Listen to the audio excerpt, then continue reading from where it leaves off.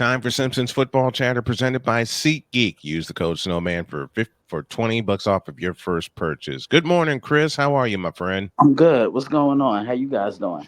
We're Mr. doing Simpson, good, how man. you doing? I'm doing good. Thanks for having me. Okay, I said we talk Thursday night football, which is the chief reason why I brought you aboard, but the hell with that.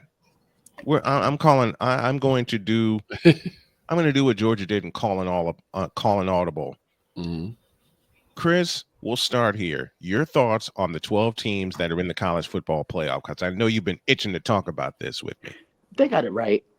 I mean, we knew Oregon was going to be the one seed. They're the best team in the country. They beat you with efficiency. They Hmm. can push the ball up the field in a plethora of different ways. And Dylan Gabriel is the catalyst of everything that they do offensively, and that's the reason why he's a Heisman candidate. And he's going to be out here by me in New York on Saturday. Georgia just squeaking by to get past Texas, and you couldn't have asked Texas to play much better defense than what they did on Saturday. Hmm. It was their inconsistent offensive efforts that lost them this football game, because when you get in the red zone, you're not going to beat Georgia kicking field goals. You got to score. You got to punch the ball in the end zone in some way, shape, or form. And no, they got it right. I mean, SMU deserved to be there, because Yes. that debate came in. Hey, what about Alabama? One, Alabama lost 3 games. Hmm. Two, why would we punish a team who actually played in their conference title game and won it, but try to reward a team who didn't even play in their Right. conference title game? So yeah, I look at that. Nah, it should be fun. Got a first round. I mean, the matchups are intriguing. Hmm. And we'll get to the matchups in just a moment. You talked about something very important, and we had when we did Georgia, Texas, and Austin. I said it would take a touchdown to lift the lid off that game. Well, Georgia got the first touchdown, and they also got the last one, Yeah, and they blew them out 30-15. yeah. This game, this past Saturday, Georgia got the first touchdown in the third quarter, Hmm. stretched their lead to 7 at 13-6 at once upon a time. But man, how can you have 250 plus yards of offense and not have a touchdown in the first half? Yeah, you just got to give credit to Texas defense. I mean, Texas has Mm, been Texas to me is the best defense in the country. I think they're the best mhm, defensive team entering this tourney. They have athleticism, they have depth, they have push up front, and they did mhm, their part. But mhm. what the offense did was the equivalent in baseball to wasting a pitcher's strong Perform. effort on the mound. He's throwing 7 innings, and he's kept you in the game, but your offense isn't backing him up. That's pretty much what Texas offense did Yep. to the defense on Saturday. Yeah, they did. They did. Georgia wins that 22-19. Then you had the fabulous finish in the ACC tournament with SMU and Clemson. Yeah, And both teams got rewarded because, as you said, Chris, they played in the championship game in Charlotte. yeah. Talk to me about this SMU team and how they were able to perform so well in their first year in the ACC. I mean, no one knew what to expect. Their coach, his name is skipping me right now, but he decided to make a change and put Kevin Jennings in at quarterback, and the rest is history. But the bell cow to this offense is the running back, Brashard Hmm. Smith. About 5'10", 5'11". He's a hard runner. He may be considered to be one of the three best backs in the country behind Cam Scatterbo Hmm. and Ashton Genty. But nah, I mean, they do it defensively. They're balanced offensively, and they could be a tough out. Yeah. Rhett Lashley is the Correct. Yeah, head Rhett coach Lashley. at SMU. Right. And SMU is all the way back from the death penalty of the 80s, the doldrums of the 90s, and this is their second straight conference title after winning the American Conference last year. But the second straight conference title, a game appearance, I beg your pardon. They Right. won the title last year, almost won it this year. And like you said, staying with SMU, they were rewarded for playing one hell of a championship game. They were again. They kind of remind me of TCU 2 years ago. The situation mirrors one another because TCU, I remember losing that game to Kansas State, Hmm. and the committee still put them in as one of the four. And then look, they beat Michigan, and then they get to the conference title game where they fall short to Georgia. Hmm. Hmm. I mean, Victor, you talked about it earlier in the show today about how a culture can propel a team. And you look at teams like SMU, you look at teams like Arizona State, you look at teams like Texas and Georgia and Boise State. And we'll get to them in a moment. But Victor, you said it earlier in the show today. When you have the right culture, success will follow.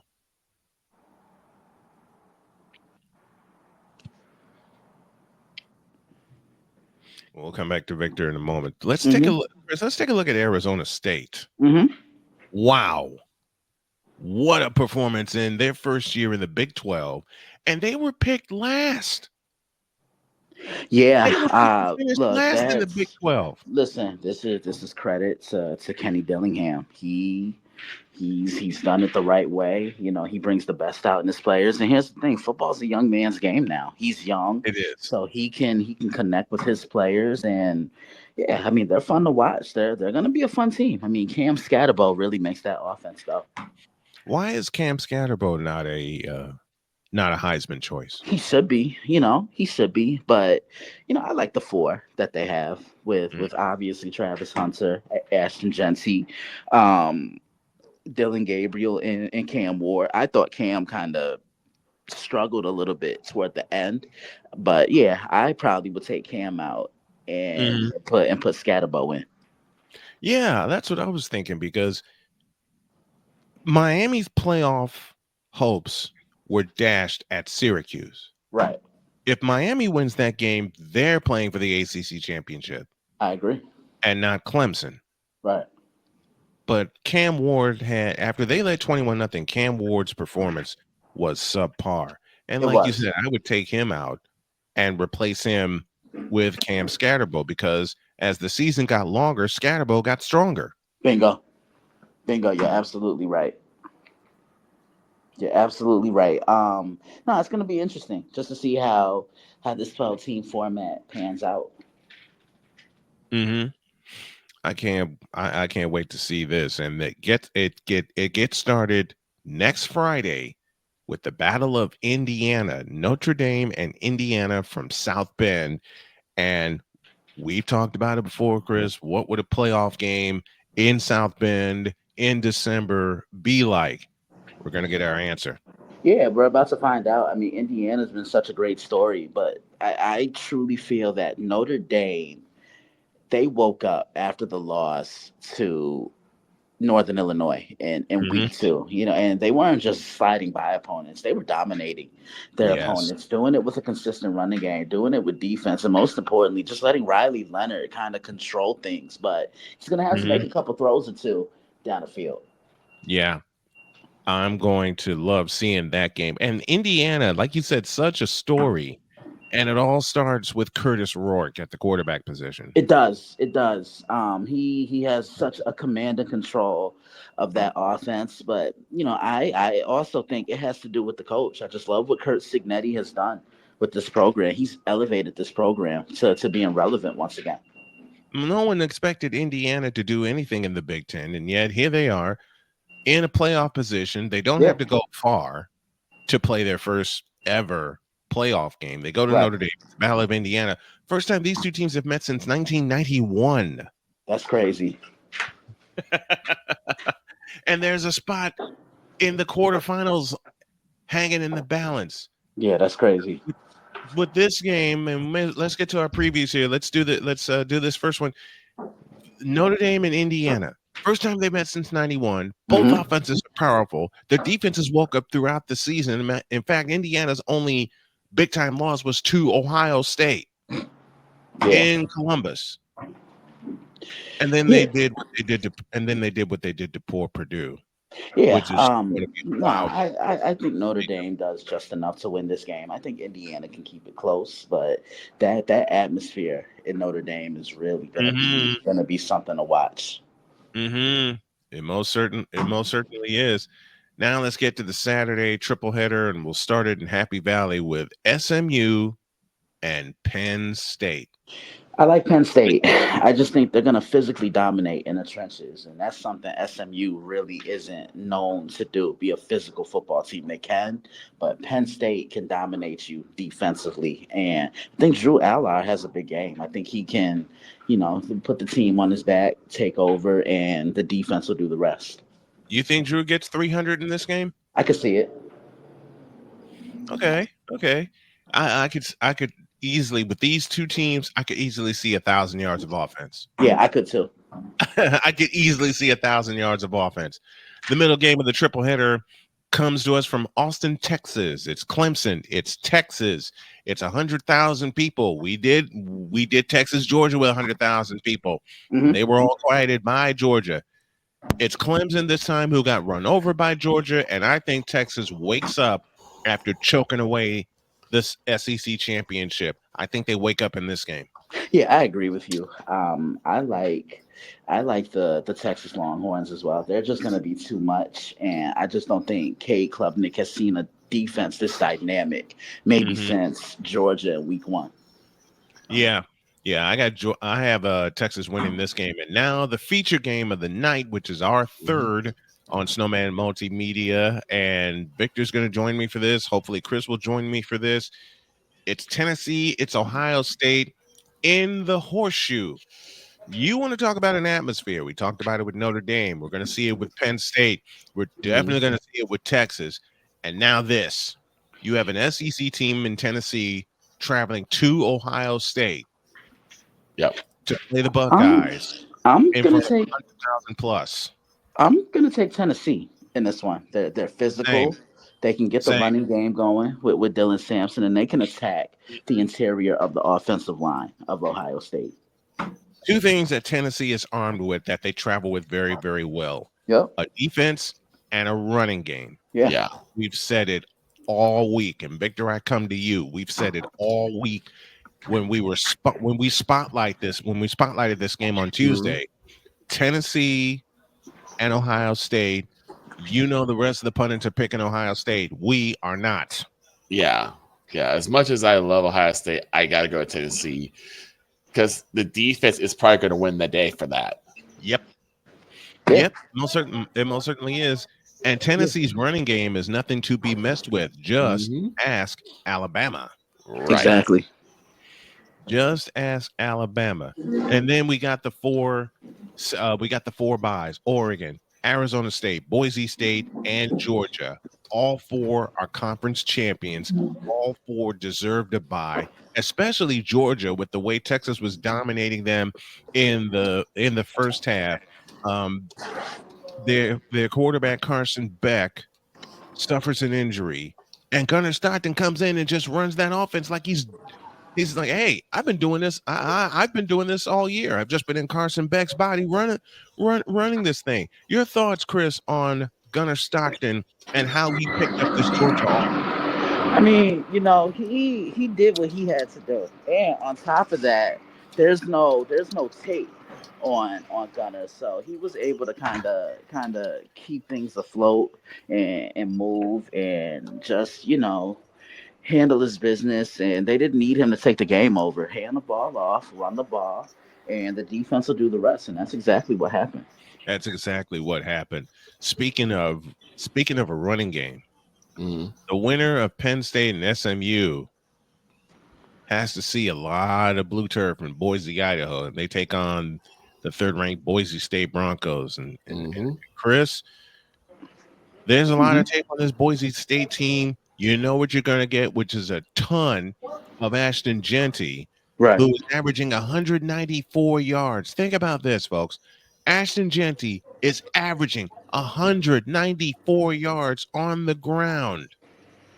Yeah. And you Yeah. have Penn State or SMU coming to them? Oh, boy. Yeah. Yeah. Yeah. It's definitely going to be interesting. Can't wait for it to all take place. Me neither. That'll come your way before the new year. And then one of my surprises, but they deserve a top four. and we talked about them earlier in the program. Arizona State. Yeah, they played well when they had to. I mean, they're a conference champ. How are you not going to reward a team that not only won a share of their conference but Mhm. won their conference title? Yes, they deserve a top four. Yep. And then you got the number one team in the land in the Oregon Ducks. Yeah, and that was to be expected. I mean, Yep. they've done it all year long, and Dan Lanning has become a top five coach in the country. Oh man, I love what he's done in the Big Ten. I do too. I love what he's done in the Big Ten. And since they Mhm. beat Ohio State by one, they Yeah. woke up the same way Notre Dame did and just ran over everybody. They ran over everybody. They ran through everybody. And this high powered, high tech, hyper offense is Yeah, based on a running game. bingo, bingo. Jordan James is a difference maker. He is, man. Yeah. He is. Jordan James is definitely a difference maker. And what can you say about that Oregon defense that really Oh, picked there's it up something. after the Ohio Listen, State game? well, this doesn't surprise me because Dan Lanning is a defensive-minded guy. I mean, he Hmm. was the architect behind the 2021 Georgia team. So, Yes. yeah, yeah, It's going to be fun, folks. yep, And all of us are in agreement. Tennessee yeah, beats Ohio State in the horseshoe yeah. I agree. I because agree. I am not impressed with the second half of Ohio State's season. Me I'm either. particularly not impressed because when you had Michigan on the ropes several times, And that is what started their downfall hmm Exactly. Exactly. because hmm they were world beaters up until and that's a rivalry game that you should have absolutely destroyed the Wolverines. Yeah. you should have killed Michigan and their ball hopes. Mm-hmm. Right. They lose. Michigan loses that game. They don't have a ball game. Okay, In the they're word, they're going to. You should have destroyed Ohio State when you have a chance to knock out a team from a place where you want to go, mm-hmm. which is the college football playoff and a chance to play for a national championship. In the You're words of supposed to Coach Dennis destroy it. Green, Yeah. in the words of Coach Dennis Green of the Arizona Cardinals, they let them off the hook. They Yep. But they nah, let this Michigan off the is hook. nah. But this is definitely gonna be fun. Can't wait for all of it to unveil. I previewed two of the games already this week, and then I preview the other two next week. So I'm really looking forward to it. I'm looking forward to it also. We're going to Yep. have every college football playoff game on Snowman Sportsnet. Make sure that Yep. y'all tune in. That's my buddy Chris Simpson, my broadcast partner, my dear friend. And Chris, I got to say it again, and I say it all the time to you, and I mean every word of this. I love you. Thank you very much for not Absolutely. only being patient with me and my crew and the show and everything. And I'll tell you what, folks, when Chris and I met, and I started Snowman in the morning, Chris was like, "Man, you got to let me on your show." I said, "What?" He said, "Let me on your show. Trust me." That's all he kept saying. And I was trying to get it all organized. I've got it all organized. And Yeah. Chris, you have a spot on each and every week, my brother. I love you Yep. very much. Thanks for coming Love on. you back, man. I appreciate it. I'll talk to you guys next week. Talk to you Take next care, week. man. Yep. Thank you so much.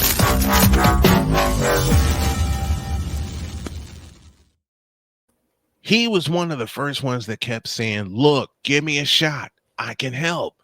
Mm-hmm.